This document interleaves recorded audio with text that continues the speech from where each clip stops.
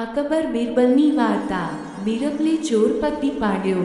એક વખત અકબરના રાજ્યના એક ધનવાન શેઠના ઘેર મોટી ચોરી થઈ।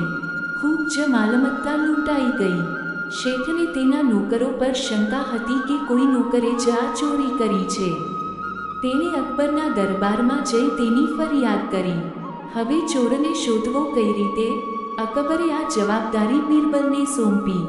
બિરબલે શેઠના બધા જ નોકરોને બોલાવ્યા અને કહ્યું, તમારામાંથી જેણે ચોરી કરી હોય તે કહી દો તો તમને માફ કરવામાં આવશે અને કોઈ સજા નહીં થાય।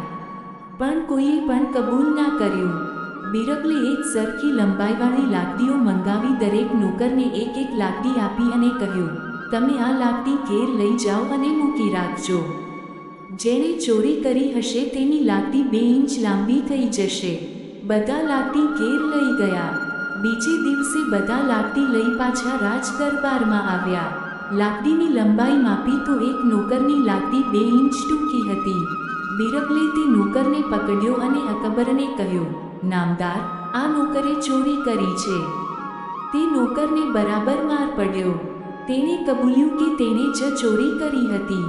તેણે ઘેર જઈને લાકડી 2 ઇંચ જેટલી કાપી નાખી હતી। આમ બિરબલે પોતાની ચતુરાઈથી ચોરને પકડી પાડ્યો। અકબર ખુશ થઈ ગયો અને બિરબલને મોટું ઇનામ આપ્યું।